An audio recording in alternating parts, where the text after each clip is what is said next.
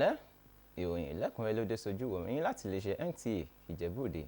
Adétóyè Adémi olórúkọ ní ìròyìn. Ẹ gbọ́ ìròyìn náà lẹ́kùnrẹ́rẹ́. Alága ìgbìmọ̀ ilé aṣojú-ṣòfin fún ọ̀rọ̀ epo pẹtiró Ugochinyere Ikeagonu ti fọwọ́ sọ̀yà lórí ìgbìmọ̀ tuntun tí wọ́n ṣẹ̀yàn sípò fún ẹgbẹ́ iléeṣẹ́ epo pẹtiró lórí mímú iṣẹ́ wọn lọ́kùnkúndùn. Nínú ọ̀rọ̀ kan tí aṣòfin náà sọ, ó gbóṣùbà fún ààrẹ Bọ́lá Ahmed Tinubu lórí ìgbìmọ̀ tuntun tó ṣẹ̀yàn sípò.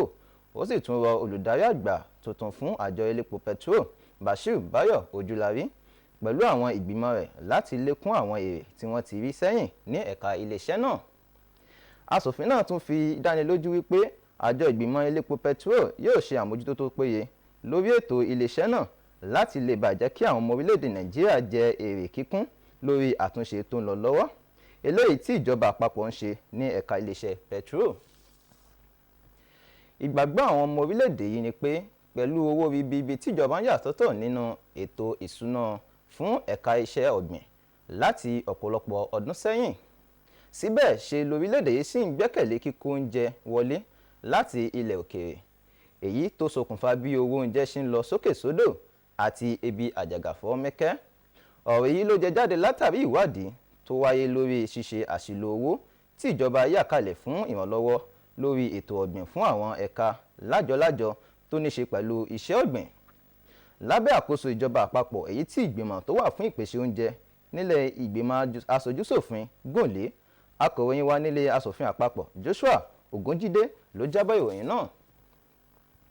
Ní ìbámu pẹ̀lú ètò ìrètí ìsọdọ̀tun ní ẹ̀ka ètò ọ̀gbìn lórí ààbò oúnjẹ, alága ìgbìmọ̀ aṣòfin tó jẹ́ aṣojú agbègbè ìwọ̀ oòrùn ìpínlẹ̀ Ògùn, Sẹ́nitọ̀ Ọlámilékan Adéọlá Yáyì ti ṣètò ìkọ́ni àti ìrónílágbára fún àwọn àgbẹ̀ tó lé ní 5,000 ní ìpínlẹ̀ Ògùn.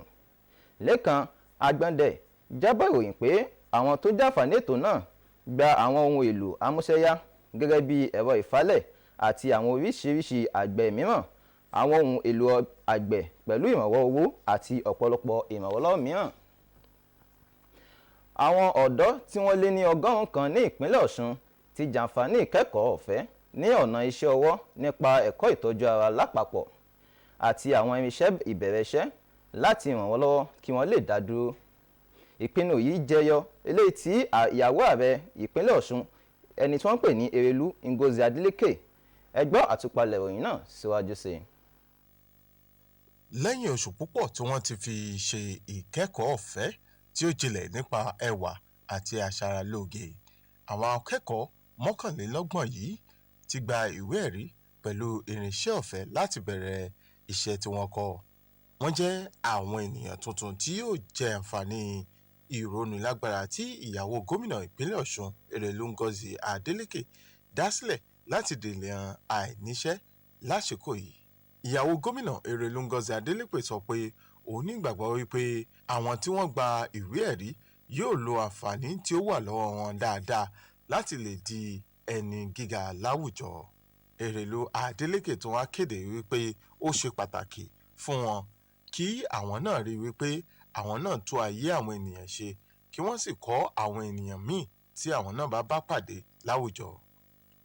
Aṣojú gómìnà ìpínlẹ̀ Ọ̀ṣun ṣàpèjúwe ètò ọ̀hún gẹ́gẹ́ bí ìlànà tí yóò ṣàfikún àwọn iṣẹ́ ìrónilágbára tí ètò ìjọba ọ̀hún ṣe fún àwọn ọ̀dọ́.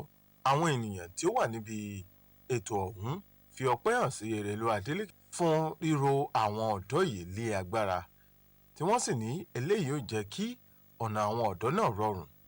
Níbi ètò ọ̀hún láti tún rí ìrónilágbára tuntun tí ìyàwó gómìnà ṣe fún àwọn tí ó fẹ́ kọ́ iṣẹ́ kápẹ́ńtà àti àwọn mìíràn tí yóò bẹ̀rẹ̀ iṣẹ́ aṣaralóge tí wọ́n sì lé ní 100. Ní Òṣogbo, Fẹ́mi Afáriogun ló ń jábọ̀ ròyìn fún iléeṣẹ́ NTA. Ibùdó tó wà fún jíjẹ́ kí àwọn òṣìṣẹ́ ọba túbọ̀ fi kún ìsápá wọn ti ṣàlàyé pé ètò gbogbo ti parí fún ìdánilẹ́kọ̀ọ́ tí yóò jẹ́ kí àwọn òṣìṣẹ́ lè dojúkọ àwọn ìṣòro tó bá ṣúyọ lẹ́nu iṣẹ́ wọn. Joseph Hudson jábọ̀ ìròyìn pé eléyìí jẹ́ ara ètò ìrónilágbára tí wọ́n ṣe fún àwọn òṣìṣẹ́ tó wà ní ibùdó tó ń gbé agbára wọ àwọn ọmọ ènìyàn tó wà ní Àbújá. Ìròyìn wa ní àṣálẹ́ òní kò ní jù báyìí lọ. Adétóyè Adémi olórúkọ níròyìn yín. Títí dọ̀la. ó dàbọ̀.